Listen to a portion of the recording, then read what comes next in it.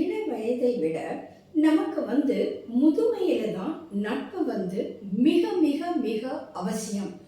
இப்ப பார்த்தீங்கன்னா, நம்மளுக்கு வயது ஆக ஆக பார்த்தோம்னா, ஒரு கிடைக்கக்கூடிய ஒரு இலவச இணைப்புன்னு சொல்லலாம். நமக்கு ஒரு தனிமை கிடைக்குது. அது மறுக்க முடியாத வலி நிறைந்த உண்மைதாங்க. Loneliness is the fertilizers to all other டிசீஸ்ன்னு சொல்லுவாங்க. உண்மையா அதுதானேங்க. அதோட பார்த்தீங்கன்னா, குடும்பத்திலேயும் பார்த்தீங்கன்னா, நம்ம ஒரு தனிமைப்படுத்தப்படுறோமோ அப்படின்ற உணர்வு நிச்சயமாக எல்லோரும் அனுபவித்திருப்பார்கள். குடும்பத்தை பொறுத்தவரை முதியவர்களுடைய நிலைமை என்னன்னு பார்த்தீங்கன்னா, ஒரு 6வது விரலினுடைய நிலைமை தான் அவங்களுக்கு. இருந்தாலும் ஒண்ணுதான், இல்லாட்டியும் ஒண்ணுதான். இன்னும் சொல்லப்போனா, அவங்கள் இல்லாவிட்டால் குடும்பம் இன்னும் மகிழ்ச்சியாக இருக்க வாய்ப்பிருக்கிறது அப்படின்ற உண்மையையும் அவங்க புரிஞ்சுக்கணுங்க. இப்போ இவ்வளோ நாள் ஸ்பாட்லைட் நம்ம மேலே பட்டுட்டு இருந்தது. வயது ஆக ஆக அந்த லைட் நம்ம மேலே படாது. மற்றவர்கள் மேலே படாமல் நம்ம ஒதுங்கி வாழக்கூடிய நிலையே ஏற்படும். அதை நம்ம புரிஞ்சுக்கணும்.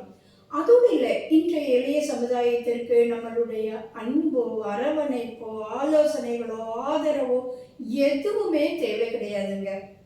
அவங்களுக்கு நம்ம உதவி செய்யணும் அப்படின்னு நினைச்சோம்னா, அவங்க ஒரு எந்திரமயமான உலகத்துல வாழ்ந்துட்டு இருக்காங்க. இறைவா, அந்த எந்திரமயமான உலகத்தை ஃபியூஸ் ஆகாம காப்பாற்று அப்படின்னு இறைவன்ற வேண்டது ஒண்ணுதான் நம்ம செய்யக்கூடிய செயல். நமக்கு பார்த்தீங்கன்னா, வயது ஆக ஆக எலும்பு சிதைவு, கார்டியாக் அரெஸ்ட், புற்றுநோய் போன்ற அழையா விருந்தினர்களாக நம்மக்கிட்ட வருவாங்க. அவங்கள சந்திக்க வேண்டி இருக்கும்.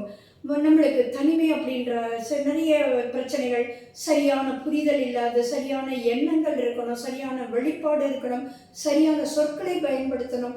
இப்படி நிறைய சரியானன்னு நம்ம பயன்படுத்தக்கூடிய அந்த சூழ்நிலையில் நமக்கு சரியான நண்பர்களும் வேணும். அது மாதிரி நம்மளுடைய மன அழுத்தம், நம்மளுக்கு ஏற்படக்கூடிய பிற வியாதிகளுக்கெல்லாம் நம்மளுக்கு ஒரு வென்டிலேஷன் அப்படின்னு நம்ம நினைச்சோம்னா, நிச்சயமாக அது நண்பர்கள் தாங்க. நமக்கு கிடைக்கக்கூடிய ஒரு மாத்திரை உருவத்தில் இருக்கக்கூடியவர்கள் தான் நண்பர்கள். வயது ஆக ஆக நண்பர்கள் மிக மிக அவசியம்.